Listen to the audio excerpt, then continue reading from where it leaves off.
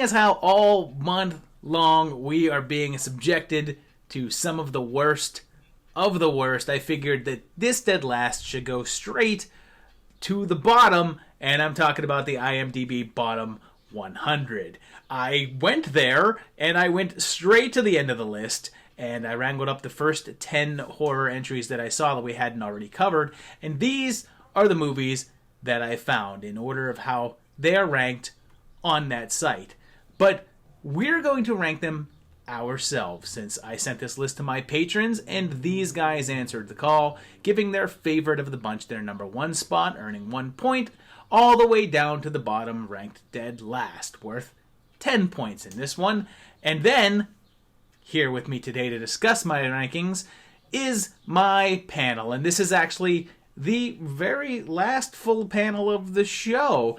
So you guys are a part of history or something. And hey, speaking of history, here's someone who has been here and was on the very first panel, and it is Derek from Shindig Radio. How you doing? I think is still a thing, right? When's Shindig Radio coming back? Damn it! Yes, I have an episode that we recorded in July that I still haven't edited. That will be out, hopefully, presumably soon. But yeah, no, I'm here talking about these movies because I had to come back for this turkey shoot, right? And besides, it's the last panel episode. Happy to be here to close it out with Josh. So welcome aboard. And actually, coming up next, the first time on the panel. This is not what we normally do on Sunday afternoons, and we're normally getting brunch together around this time, but it is the LA-based comic, Greg. Greg, welcome to the show. Thank you for having me on your inaugural last panel show. I know. Very excited to not be able to come back. Do you have anything coming up that you can talk about? We have a show next week. My sketch team does in LA. At the Ruby Theater. That's also the Pack Theater. We perform every second Sunday at 9 p.m. Rounding out our panel this time is Chris from the rock band, metal band, Done to Death, which actually has pretty cool music videos that I've heard about, huh? Yeah, they should be coming out in a couple of weeks, and they might feature somebody that is quite familiar to viewers of the show. Now, Chris, you're gonna do something crazy here, right? Yeah, apparently, this is gonna be fun. What better way to talk about awful movies that I suffered through most of than to also suffer through the video itself? Am I right? So, now, what is this? This is the Pocky One Chip Challenge. So this chip's got like Carolina Reaper powder all over it. Damn, really good. This is the first thing you do. All right, there it goes. There goes the chip. Man. Oh, he's doing the whole thing. Yeah, I thought you'd do it in bites. That chip's from 2019. It is so stale. Oh my God, I got to swallow this somehow. It is so dry. I like that that's your complaint. Not that it's hot, but that it's stale. It's so stale. I was like eating cardboard with spicy dust all over it. Well, he's digesting that a little bit. I want to remind everybody really quick. I received 26 rankings this time around, which means that the best score that a movie can have is 26 points. The worst score they could have is 260 points, which that would be as if everybody ranked it dead last, which has still never happened on this show. Because coming in at dead last, this should probably not surprise anybody. I hope doesn't surprise anybody. With 242 points is The Human Centipede 3, which had actually one of the higher rankings on IMDb. It's a 3.1 on IMDb. But here, it was ranked dead last 22 out of 26 times, which is pretty close to a sweep, but not quite there. The best score that it got was 4th place. Some crazy person ranked it in 4th place. And on the panel, me, Greg, and Chris all ranked it our dead last. And Derek ranked it in 4th place. What is wrong with you? What? Why? Hey, what can I say? I found this to be more entertaining than just about every other movie on this list. And it mostly comes down to what's his name? Bill Boss, who spends about the entire film screaming dialogue that I'm pretty sure is 90% ad-libbed. This thing is just ridiculous. It's like Flesh for Frankenstein meets The Room. Nothing about this is good. I don't think that this shouldn't necessarily be dead last, but I don't know. I was entertained. I don't really even like the Human Centipede, like the original. So I never watched the other Human Centipedes. But when I threw this on, so I was expecting to just absolutely hate this. And when he just started screaming and continued to scream through the entire film, what can I say? I was entertained, which is more than I can say for a lot of films on this list. You're fired. Well, I'm sorry, because this was my dead last. There was no way possible that this was not going to be my dead last. I can't think of a dead last list that this wouldn't be my dead last on. I truly consider this to be one of the worst movies ever made. Period. I hate it. I hate everything about it. I wish no ill will on the makers of the film or anybody that's involved with it, but I hope that the actual movie dies in a fire. Because ultimately there's several types of bad in movies, and there's quite a few that I can deal with, but the ones that I have a hard time are the ones that are frustrating and annoying. And if you want to annoy me, just have a bald guy scream at the top of his lungs for 90 solid minutes. I mean, this one doesn't even really give you any Human Centipede stuff. It's just garbage. I hated this movie. I made the terrible decision of, like, I was running a little behind on my movies and chose this movie to watch while I was eating my dinner. You know, and it just also to me, it touched on a personal note of my strong belief in that we need prison reform. But yeah, I agree with you. My biggest problem was, like, I even set all of my things aside. I said, this is supposed to be a torture porn movie. And it wasn't there. I just tried to look at through those eyes, because any eyes I could use other than my own would be awesome. But, you know, it was kind of like they would kind of cut to it a little bit. And then there were big like plot gaps, like, what was her name? Daisy. Like, how do you accidentally show a female into a bunch of male? Like, nobody noticed. Nobody knows this under gender change of this segment of the Centipede. But yeah, I just thought it was a lot of bad poor choices. And real quick, I want to say that I'm really glad that I brought the comic onto the show to discuss prison reform. Chris, how you feeling down there? How's he holding up? I'm holding up. Yeah. This movie was the last movie that I watched for this intentionally. I was really putting it off. Yeah, I did it. I did it for you guys, just like that chip I just ate, which was far better than watching. I would eat another one of those right now than have to watch Human Centipede 3 again. So first of all, Eric Roberts will be in literally anything. Every movie on this list was made with a purpose. There was a purpose behind it. This movie, on the other hand, I do not feel like there was a purpose behind this movie. I just don't. And they still made it. Who is this for? Like, literally, who is this for? Because frankly, the only people that I could see like truly enjoying any aspects of this movie. No offense, Derek, nothing personal. This is the kind of movie that is like, this is the movie equivalent of swatting somebody's house. This movie is Abu Ghraib level torture. I do want to say officially, for the record, that when people ask why there's no longer panels on Dead Last, I will simply say because Derek ranked Human Centipede 3 in 4th place. What can I say? I'd rather watch it again than 6 other movies on this list.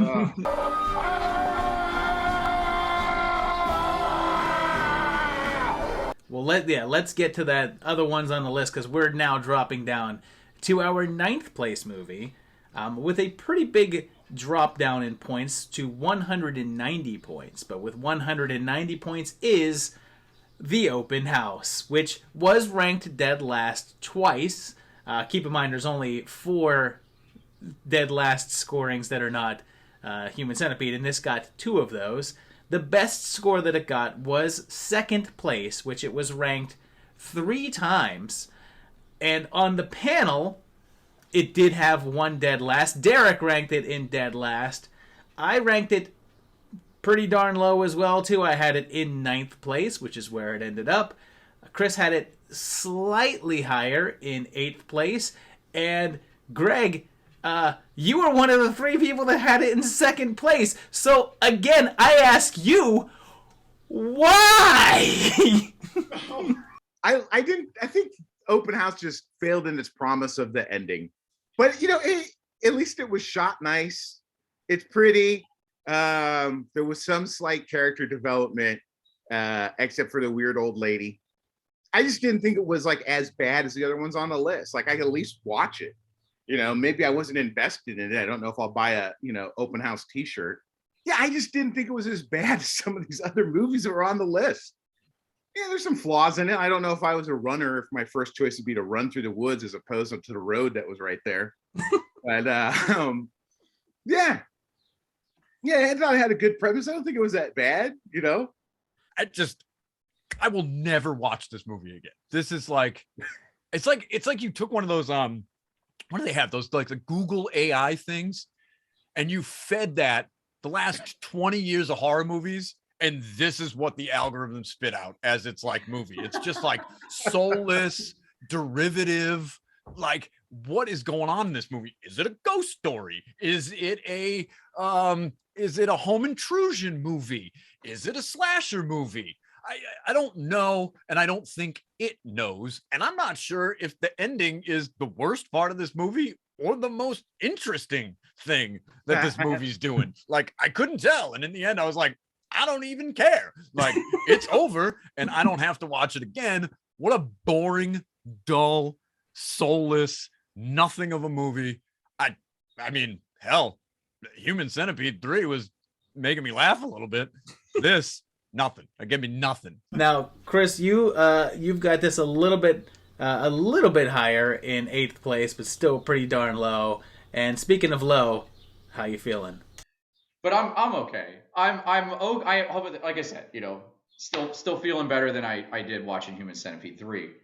This, on the other hand, this is a movie that, while it was bad, it wasn't actively trying to hurt me.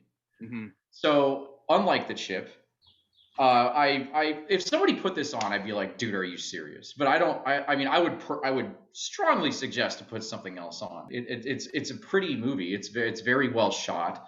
The acting, not so much, but I think that's more so on the side of I think that's the director's fault for that. But oh my God, did the dialogue give me video game cutscene vibes?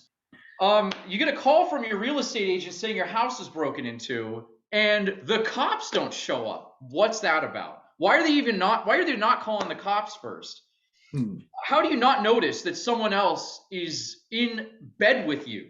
The guy they try calling 911 in the end, and they're like, "Oh, there's no SIM card." You don't need a SIM card to call 911. What are you doing? Well, I got to tell you, I have this pretty low as well. I've got this in 9th place, and I didn't even get to that point because, people are going to make fun of how boring it is, and they're right. People are going to point out how ridiculous at the ending it is, and they're right. But I'm just going to talk about how stupid that the entire premise is. My sister, my house is up for sale, and we're doing open houses on it, so why don't you move in until it sells?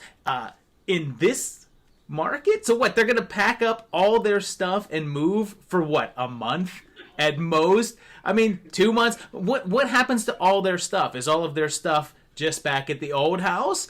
Do the people who made this know how expensive it is to move? How is that helping the family out in any way, shape, or form?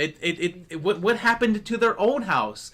There's literally everything about this one was a complete waste of time, and the only joy that I had was seeing them go into 2 stores that I go into when I go up to Big Bear and being like, oh, they're in that place. Oh, cool. Have you ever thought about how weird open houses are? Okay, that takes us down to our number 8 movie. With 182 points, number 8 is the remake of The Fog. John Carpenter's The Fog's remake. The lowest rank that it had was 9th place, which it was ranked 4 times. And the best score that it got was 1st place. It did get one 1st place ranking that was noted that it was because they were a big Tom Welling fan. On the panel, it was fairly consistent. Chris, you had it the lowest in 9th place. Me and Derek both had it also very low in 8th place, which is where it ended up. And Greg, you had it in 3rd place. So again, I ask you, why? I don't know. I just enjoyed it. I'll be honest. It is a movie that I have watched several times. It's one of my favorite bad movies. It's a movie I can have on. It's not jarring in any way. I am concerned about a town and a museum that contains so much glass. They must have a huge glass budget on that film with all the windows and everything they kept breaking. But I know these aren't the best movies in the world, so the bar's set pretty low. And I felt I was able to kind of hop over that bar. I'd give it a bronze medal. There's some logic issues, like I'm not sure who would be pulling on a rope out of the surf and wind that rope around themselves as they were doing so. Another hole I found was when Elizabeth showed up to town, she didn't have any luggage. I don't know. Maybe there's like some weird, I wonder if there's some sort of like little cult group that says, well, you know what? She was always a ghost. Or she was just coming back. I don't want to think about this movie that much. Easy. They stole the sink drain kill from the Blob remake, and that's some fighting words for me, dude. The Computers. It's a movie that was shot in 2005. And the internet is very much of the Angel Fire GeoCities era. That was a little weird. It was very much like how a lot of the computer movies were in the late 90s, like The Net, and one we will get to shortly, yes. Where it's like, people then, yeah, sure, they don't understand what the internet is. And I totally get it. But in 2005, we're talking MySpace era. Is there anything else? Oh yeah, the film opens up with Number One with a Bullet by Fall Out Boy. That was an omen. That was an omen. It definitely surpassed my lack of expectations with that, dude. Oh my god, I almost fell asleep twice. You know what? When you talk about The Fog, because you just say The Fog. You had fog in classic movies specifically just to create atmosphere. You just say the word fog and it's like you conjure up atmosphere, and then you have to consciously be attempting to make a movie about fog and have it be this completely devoid of any and all atmosphere. It's like they intensely analyzed the original film and they just wrote down every single thing that worked about it, and then they just said, whatever the opposite of that stuff is, that's what we're going to do. And I mean, how do you mess up pirate ghosts? And I don't know, the only things that you like about it are the things that remind you that the first one exists. So then you just go watch that one instead. It's not a good remake. But I definitely don't think it deserves the title of worst remake of all time. Because, right, this is the only remake on this IMDb list, right? Yeah. Mm-hmm. This is the worst remake? This is it? Really? I mean, it's not a good remake, but at least it hits all of the notes from the original Fog. You got all the characters are there, all the names are there. It's still the Seagrass. It's still Spivey Point. It's still KAB.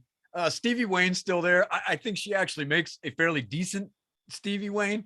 I mean, given what we're dealing with here, but at the end of the day, the main thing about The Fog, like you're saying, is its atmosphere and its score. And this movie drops the ball completely on both accounts.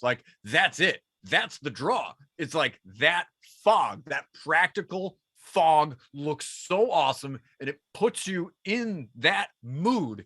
And this CG fog is just so terrible to look at. I don't know. I'd still rather watch it than, I don't know, whatever I put above it.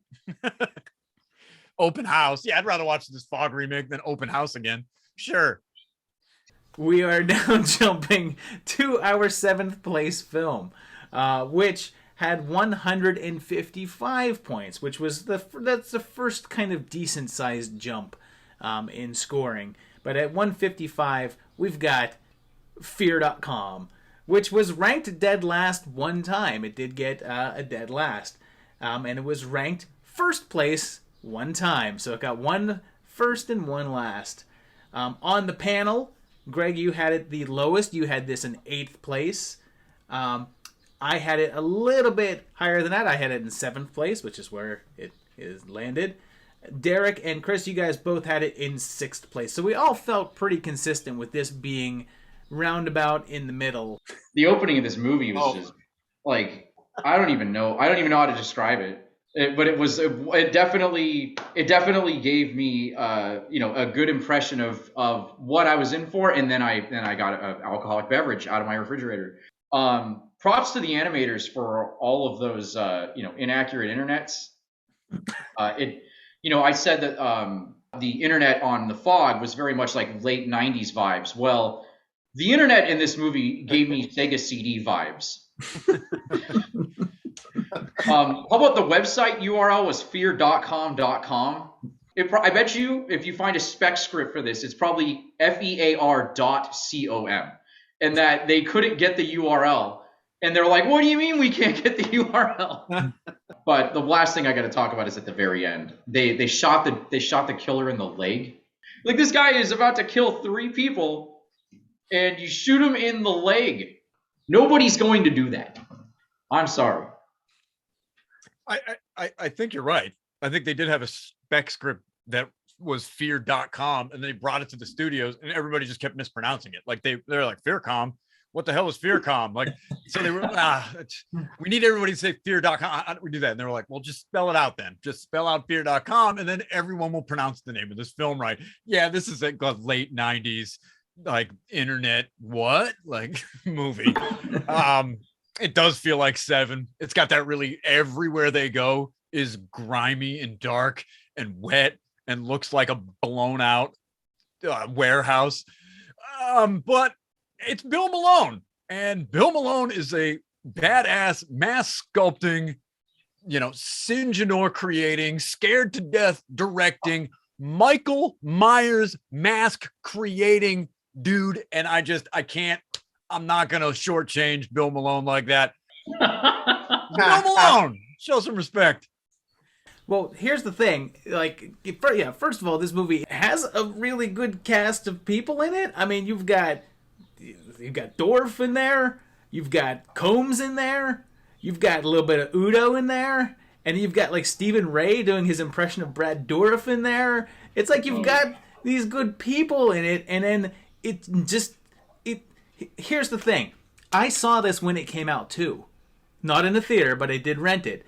And when I watched it for this, I'm watching it going, I don't remember any of this. I didn't remember a single thing about the movie. And then here's the weirder part. I watched this 2 weeks ago specifically for this list. And I don't remember anything that happened now. I'm having a hard time remembering anything that happened in the movie. You talked about shooting somebody in the leg. I don't even remember somebody being shot. That's how little I think about this movie. Yeah, it's weird. Like, it just brings me back to the era when people were afraid of computers. Because we were right back after like Y2K. Everything was going to end. So, kind of like there was just this fear of computers and networks, and whoever was casting the women definitely had a type. There were a lot of like tall, leggy blondes in this thing over and over. And like every extra, it's like they were all tall, leggy blondes. I don't know what it was, some sort of weird mystical computer virus that was killing people in 48 hours. And back in those days, everything took forever to load up. So I don't believe that could possibly happen. I learned a long time ago, if an all pale child bouncing a singular white ball is tempting you in a certain direction, you just don't go in that direction. Well, that'll take us up to our number 6 movie. And this was actually a pretty tight race, because with 1 point difference, it was a tie until I got my final ranking, which was Greg's ranking. Greg, you broke this tie. But At number 6 with 154 points, 1 point ahead of Fear.com, is Alone in the Dark, which had the lowest ranking of 9th place, which it got twice, but it was ranked 1st place one time. On the panel, Derek, you had it the lowest in 9th place. Me and Greg both had it in 6th place, which is where it landed. And Chris, you had it the highest in 5th place. And I just want to say that I've never played the game that this was based on. I don't even really have an awareness of the game or what it's about or anything. So I didn't have any attachment going in. But I do have a bias against movies that have a voiceover narration, particularly one that the voiceover narration is simply describing what's happening on screen. That it's like the director wasn't able to show you something properly, or the actors weren't conveying the emotion that they wanted to, so they had to have this voiceover basically tell you, like, I was very concerned about what I was looking at. This movie is essentially like somebody just dropped a bunch of plot threads into a hat and then just drew them out at random and hoped that they would somewhat tie together. And guess what? They didn't. But that being said, at least things were happening. And it did keep my attention for the whole runtime, which several of the movies on this list did not. I didn't even know it was based on a video game, other than the fact that it was directed by Uwe Boll, where I just assumed that because he's making the film, there must be a video game version of it. That being said, I expect a certain level of bad from Uwe Boll that I actually enjoy. And this was one that I hadn't seen of his before, and I was kind of let down. I was kind of let down by the level of bad on display here, which is to say that there wasn't enough of it. Now you're getting Steven Dorff again. You get some good tough guy back and forth between him and Christian Slater. It's always nice to see him in a movie wearing a trench coat. And Tara Reid, is that right? Yeah. Yes. That's the thing. I don't remember anything about this movie. I think I fell asleep all 3 times I tried to watch it. The CGI is terrible. Those creatures are really bad. It's just kind of boring and dull. And it's not as bad as I want from a Uwe Boll movie. I don't expect a lot from video game movies, but I knew I was in trouble when there was a good minute of exposition at the very beginning of the movie to build this whole world. And I was like, oh boy, we're in trouble. And then like Derek said, that narration, right? Both of these, like that narration throughout the whole thing, not a good sign. It was okay. I struggled to remember who Tara Reid was as I was watching it. And I was like, who is this? I know who this is. You know, these are supposed to be smart people who are very aware of the supernatural, and they explore that, and this is what they do. And so they get this ancient key, and they go to this ancient door that's supposedly locked to keep all this evil behind it. And they go, let's open it. You know? And like, you don't even have to destroy the key, just take it apart, because they put it together. I haven't played the video game, but I am a fan of horror video games. And it seems like it didn't even do it. Probably did a huge disservice to the game too. This is like the Taco Bell of like movies. Like it's definitely not gonna give you any real sustenance. You're gonna put it in you, and it's just gonna kind of exist there for a bit, and then it's just gonna go away.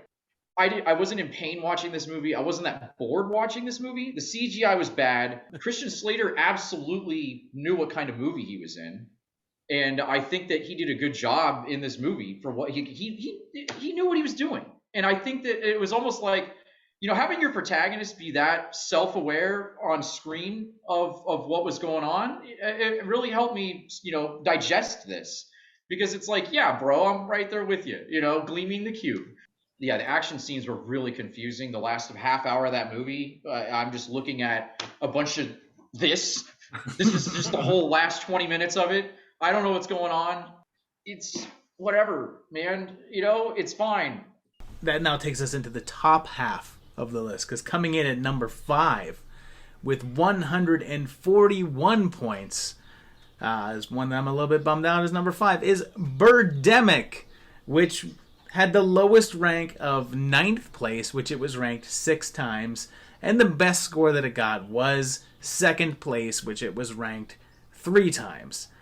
on this panel, it was fairly consistent.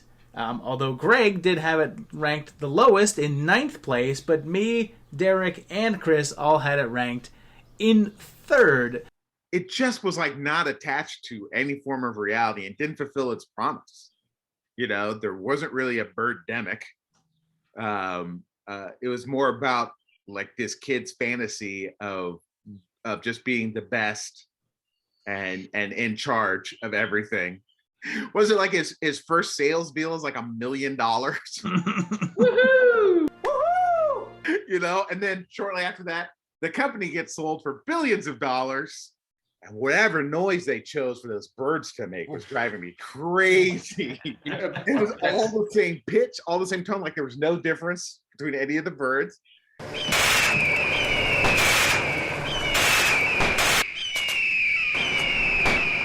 And it just didn't fulfill its promise. Like the brief while you had them panic for the birds, next thing you know, they're at the beach fishing and making a lovely stew of fish and seaweed. Yeah, it was just a terrible, terrible, terrible movie. And whose ever dad paid for that? This is absolutely a masterclass on how not to make a movie. Like, it absolutely is. Like, I feel like that what he ended up making here was something of use. Like, this guy made this movie and legit, it's like The Room, you know, he made this movie, he thought it was a real thing, you know, he thought it was going to be a big deal. He thought what he was doing was professional. Obviously, he had a very shoestring budget for CGI and, you know, to say the least there. Obviously, he was a bit of a voyeur, you know, a la Hitchcock, because, man, that sex scene is really uncomfortable. There is a sequel. It's called Birdemic 2, and there's a lot of – it's not as good, you know.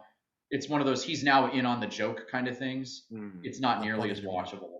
But he absolutely thought, like, this was – he shot this movie with the intention of making this a serious movie. And that's to me, that is, like, perfect good, bad movie territory. Is just somebody that is completely oblivious. You know, it's like listening to Wesley Willis or something like that. Come on, it's Birdemic, you know. But this is exactly the kind of thing what I want from a bad movie. This is people who aren't actors speaking lines written by people who aren't writers. Here is a menu. Thank you. I'll be right back with you. Standing in front of a crew who aren't filmmakers to produce something inherently genuine that just completely fails. And nothing is more entertaining than that, you know, collision of things. Now, this is great. This is bizarre. But the first half of Birdemic, before it is even about birds attacking people, and you're like, what is this terrible movie I'm watching about this internet salesman? Like, what is this? And that's what I want. And that's what's enjoyable here. Objectively, the worst movie on this list, hands down, but perhaps the most entertaining to watch. And I think that's, you know, that's what you want, right? That's what you want from a bad movie. It's what I want from a bad movie anyway. It's funny because you had mentioned earlier about the algorithms, and there's a thing going around right now where they punch in a bunch of like horror movies into a computer and they ask it to come up with a script. And the scripts they come up with are really, really funny because it all sounds like things that human beings would never say. Like there's one where there's like the final girl, she's being chased and she's just like, what is occurring? I should be at sexy summer camp. And it's like the killer's about to like attack her and she's like begging him. She's like, no, my dad will pay you not to kill me. My mom might not. And it's like all weird. Like it's obviously clearly things that a computer would write, which is exactly what this movie feels like. It feels like a computer just churned out how it thought human. It's like the Coneheads made a movie. You know, it's just like, this will be how they speak. It's like nothing. Yes, the very topical Conehead reference. Some people say that it's boring in places, and I can see that because like it does, but like it starts to get a little bit boring. But then every time it gets boring, it's like a guy starts singing "Hanging Out with the Family," and you're right back in. I'm right there with you. Just hanging out with the family, having ourselves a ball. It's a good thing to be with the family. Hanging out. Oh, lovers on the moon. Yeah. Here we go now with our number 4 movie. Our number 4 movie was another pretty decent jump in points because we're up to 116 points with another Uwe Boll film, House of the Dead, which the lowest rank that it got was 9th place, which 2 people did rank it in 9th, but it did get ranked 1st place one time. Somebody had it as their number 1, which I get. I think this is a fun movie. On the panel, Derek and Chris, you guys had it the lowest. You had it in 7th place. I had it a decent notch higher. I had it in 5th place. Greg, you had this the highest. You had it in 4th place. But I kind of want to hear, Derek, I'm actually surprised that you had this so low. Yeah, I mean, I kind of like House of the Dead. You know, it's not my favorite U-Bowl movie, but it's certainly fun to watch. It's entertaining. It's got that terrible non-title track from Black Tiger. I love all the Sega CD cutscenes. Chris was mentioning before, this literally has them in the film to chop up the action in a way that makes it more disorienting than it already is. You got Jürgen Prochnow is in there. He's just, you know, putting in a solid week's worth of work, and he's getting it done too. It's good to see him in there. I don't think he's phoning it in. I think he's doing a good job.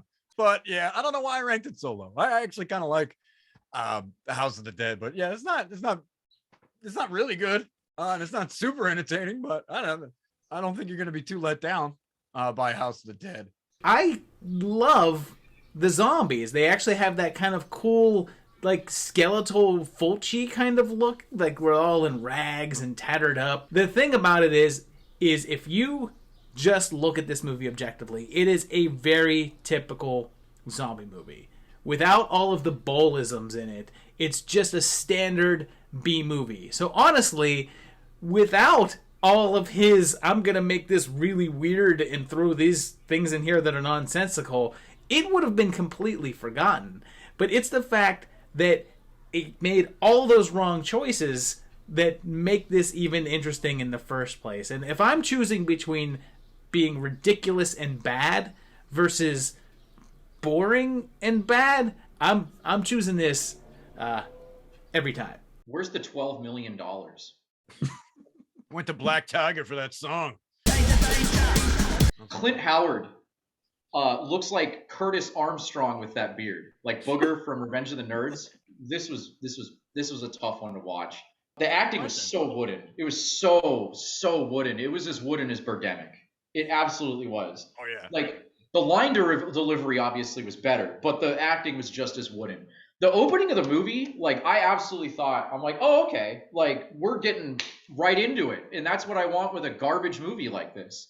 You know, you sit down and watch a garbage movie, the last thing you want is 20 minutes of meandering before anything happens. Mm-hmm. And I was like, this is giving it to me, you know? This is giving it to me. And then it just flatlines for the first half of the movie after that. The line reanimated Homo sapiens. That got a laugh out of me. Again, we're not looking at like brilliant movies here, but sometimes in the zombie movie, I like to be able to root for the zombies wiping out this poor Fire Island party. But it gave me exactly what I thought it was going to be: a zombie shoot 'em up. That's all it is. It's just shooting zombies. That's the premise. That's what it delivers. Honestly, I would watch it before I'd watch, Alone in the Dark again. I mean, I genuinely kind of liked it. As far as like in the category of, I just want to watch zombies. I don't need to hear a story about humanity or how we were actually more dangerous to ourselves than the zombies. And I don't need like a Walking Dead premise here. Kill some dusty zombies. Watch some dusty zombies and some humans go at it. We're now going on to the big three, the final three, and coming in third place with 115 points, the always amazing Manos, Hands of Fate, which was ranked dead last one time. Why? It was ranked first place 4 times, however. And on our panel, Greg, you had it the lowest. You had it in 7th place. Derek, you had it higher in 5th place. I had it a little higher still in 4th place. And Chris, you had it the highest out of all of us. You had it in second place, so obviously the most love for Manos here. If you guys don't know the background about this movie, the director, he was another theater guy, and he was like at a bar with a producer, and he was just absolutely just dishing on movies. And he was saying, oh, it's a joke. Anybody could do a movie. It's not even a big deal. Theater's way harder to do. And ended up making a bet with the producer that, about making a movie. And so he literally wrote the plot down on a cocktail napkin. And then he went out and secured 20 G's in 1966 money. Wow. Which was a lot of money. It's like $120,000 or something like that in today's money. He hired nothing but models for the female characters. Poor Torgo. I don't know if you know about that actor. Yeah. He was on LSD the whole time this movie was being shot. Yeah, that makes sense. And then he blew his brains out before the movie came out. Oh. I know. Honestly, pretty sad. I liked it a lot. I've seen clips here and there. I never watched it all the way through. And I absolutely would watch it again. I really enjoyed this movie. I actually am also a big fan of Manos because here's the thing. I think that there's a thing that part of humor to me is when things go on for too long. When things go on for too long, I think that's actually kind of funny. And then when it goes on past that, then it kind of stops being funny because now you've let it go on for too long to the point that it's not funny anymore. But then if you let it keep going, then it becomes hilarious to me. And that is this entire movie. It's that premise. It's like every single thing we're going to have go on for just too long. And this movie was a movie that was made on a bet, and the guy said that he lost the bet, but in my eyes, he's a winner. Yeah, I hated it. But man, there's a lot of repetition in this film. I felt so bad for how many times Torgo had to move that luggage. And I just found like the lead guy just so unlikable. Everybody's like, no, you can't stay here. No, we don't want to stay here. Oh, yes, I want to stay here. I have my little girl with me, and even though this is all creepy, and the guy, even though I didn't know this before, but Torgo did look like he was on something. Poor little shaky walk. I mean, you imagine you pull up this place and this guy's got this staff with a hand on the top of it in the middle of nowhere.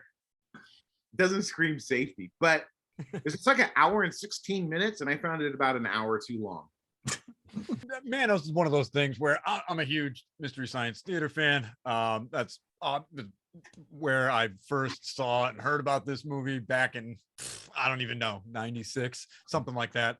So it's hard for me to separate what I like about do I like Manos the movie, or do I just love Mystery Science Theater? This is a great episode of Mystery Science Theater. So it's just like, I don't know where to really put it. I feel biased towards Manos. I feel like I can't give it a fair shake, but I gave it 5 because it should be in the top half of this list because it is not boring and it is weird. And if you watch it, you go, what is this that I'm watching? It's not like, the Fog remake or Open House. Hey. It is a unique thing unto itself that is unlike other things, which is not what I can say about the Fog or the Open House. So, Manos, number 5 for your hand. Okay, here we go. The big two. This was a really fierce battle, and it came down to 1 point. Our number 2 movie had 68 points, and our number 1 movie had 67 points. This was really, really, really a tough battle. And Greg, you were the final nail in the coffin for the movie. But at number 2, with 68 points, Hobgoblins. It had the lowest rank of 8th place, and it was ranked first 9 times. On the panel, Greg, you had it the lowest. You had it in 5th place. Chris, you had it a little higher in 4th place, and Derek and I both had it in 2nd place. I just adore Hobgoblins. I watched Hobgoblins before it became a Mystery Science Theater hit. I loved it since probably, I mean, I think we rented this when it came out and really enjoyed it. And Hating yourself, dude. I know, seriously. You can't say that they weren't trying to make a comedy. It's not like some of the other movies here where I felt like they were trying to make a serious movie and ended up making a comedy just because of the unintentional aspects of it. They were definitely trying to make something funny. But that being said, I'm not convinced that everything that's funny is intentional. And the reason why I say that is because of the sequel, where they were intentionally trying to be funny and failed. But for most of the thing I love the silly little dance that the girl does when she comes out to greet her boyfriend.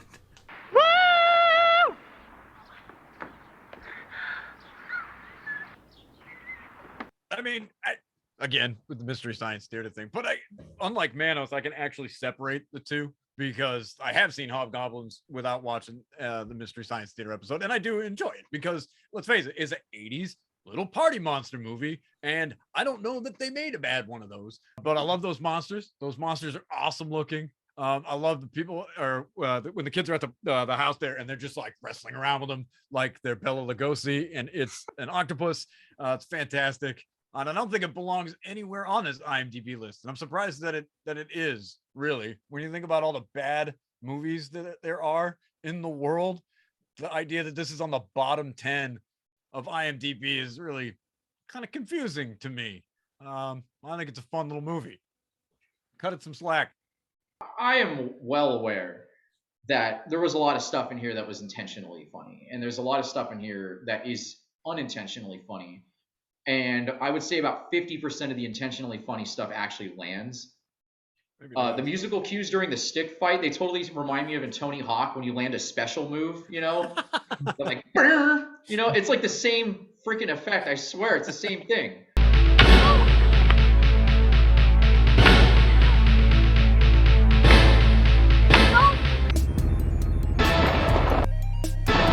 The guy, I think it's great that the guy that directed it, you know, like personally handed it to MST to do a video on or do an episode on. Like that just, he was very well aware of how bad his bad movie was. And it's just not like that anymore. You know, this was absolutely of its time. Yeah, I mean, I just felt it was, you know, no Fog remake. But no open house. Yeah, it was no open house. It was just not as good as the other little puppetry monster movies. It kind of is a shallow Ghoulies. And I liked it when I remember I've watched this movie a couple of times, but this was the first time when I was watching the movie, I realized that the hero is an incel guy. He's this guy that lusts after women that pay no attention to him. He wants to be the hero. I kept waiting for the movie to like, did I miss something? Is this his dream? You know, it's not. Could have been a funny plot twist. Right at the end, it's like, oh, it's all his dream, and that's why. But no, it's reality. This, you know, subpar white guy is now the hero. Can beat the military guy in hand-to-hand combat. I just realized that it wasn't as good as I remember, and so maybe that was like just my viewpoint on it. And that'll take us now to our number one movie, the only movie that's left, and honestly the only movie I think that deserves this number one spot, because with 67 points it is Troll 2, which had the lowest rank of 8th place. It did get a 1/8 place nod, and its first place nod it got 9 of, which is the same that Hobgoblins. Hobgoblins, the lowest was 8th, and it also got 9 first place spots. So pretty similar trajectory there. On the panel, every single one of us ranked it in first place. We all four of us equally love Troll 2. Well, I don't want to bring the panel down here, but I feel like this movie touches on a very, very serious subject that is affecting society now, and that's just too much vegetarianism. This is where vegetarianism leads to. Like, what happens when there stops being enough plants for them to eat? They have to start turning us into plants. I just love this movie. Ever since I've seen it, I think my favorite thing is that boy going, Neilbog! It's Goblin spelled backwards! It is a classic of the bad movies, of the unintentionally bad movies. I love that it has nothing to do with the first one. I love a little kid peeing on food. Who doesn't love that? I mean, how else was he going to stop them? Right? Think about it. Like, they really had no choice. I had forgotten about that scene until I saw it. I was just like laughing out loud. And you can't piss on hospitality. I won't allow it. It is the quintessential best worst movie. It's even got a documentary about it named Best Worst Movie. If there's somebody you wanted to get into bad movies, because it's I would say it's definitely a genre. The fact that in that documentary they're talking about how constantly they're telling this director, like, this doesn't make sense. Nobody would do this. My character motivation is completely illogical, and he was very heavy-headed about what was going on. And even in that documentary, it seemed like he didn't even understand why people liked his movie so much. Like, he thought that people liked it seemed like he thought people liked his movie because they thought it was a good movie and not that it was a bad movie. Yeah. If it's still like this much of a cult following all these years later for something so bad, that definitely like warrants a look. It definitely stands up against anything that keeps coming out. Like, I could watch this right now. I could watch it tomorrow. I could watch it the next day. This has the most rewatch value out of anything on this list, in my opinion, hands down. And I feel like most of the Patreon people that voted for this would feel the same.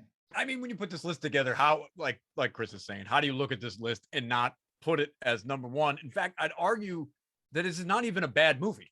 Nothing this quotable, this entertaining, and this fun to watch could ever be considered bad. Like, when I think of something that's boring and generic and it has all this money and still does nothing with it, and that to me is bad. It's not something you want to watch again and again and again. It's not something that gains a huge cult following. That to me is bad. I don't want to see that. I didn't want to see it initially, and I will never watch it again. And Troll 2, come on, like you said, it's the best worst movie. Now, I don't know that it is, but it's definitely the best movie on this list. I'm sitting here with my official Nightmare Force Nilbog mask. Go to nightmareforce.com, pick up one of yours. Dude, everybody loves this movie. It's a very rare feat for a movie to have every last detail of it, every aspect, every part of it being done wrong, but it being done in the exact wrong way to make it infinitely more entertaining. And Troll 2 is that perfect lightning in a bottle of just every single thing being hilarious for every single wrong reasons. The performance is off, the writing's off, the direction's off, the effects are off. Everything about it, the movie, is wrong. And it works in spite of that. The whole cast, no one in the cast were actors. They didn't even show up for the audition for the roles that they're playing. They showed up thinking that they were going to be extras in a movie, and then were reading lines, and then found out that they were reading for the lead. I mean, that's amazing. The movie's better for that. If there had been people that were actually qualified actors in those roles, it would be like a tenth of the entertainment level.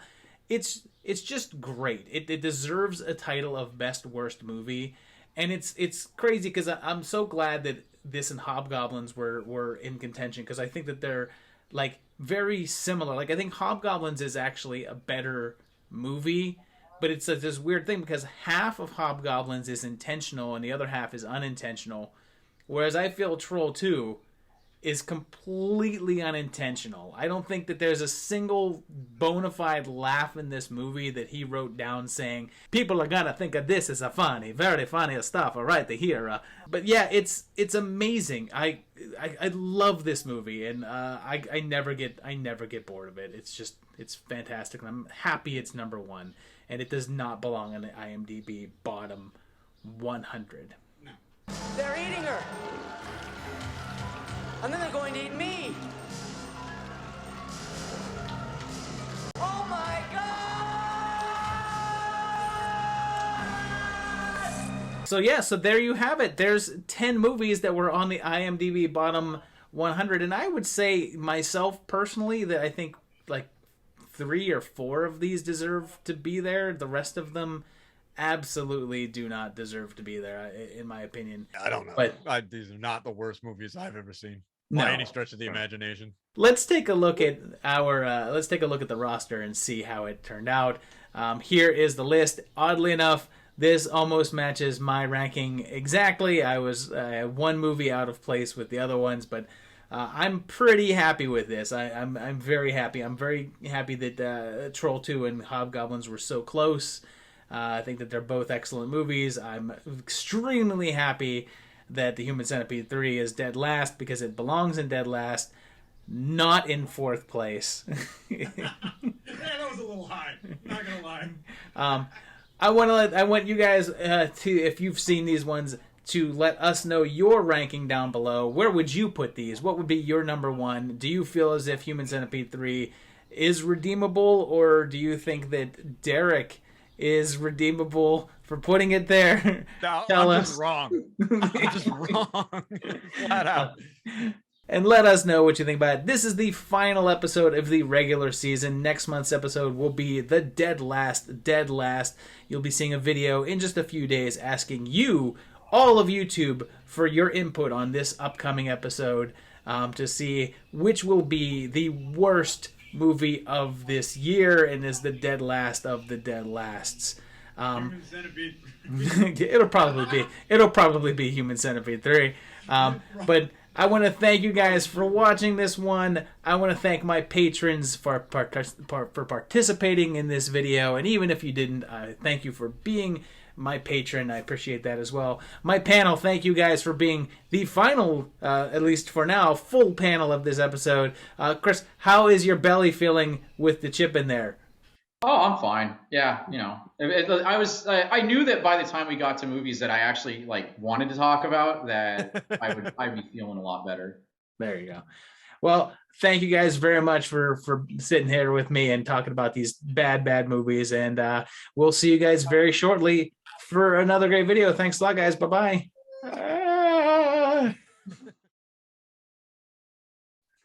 It's like this guy's fantasy trip through life of I'm an engineer.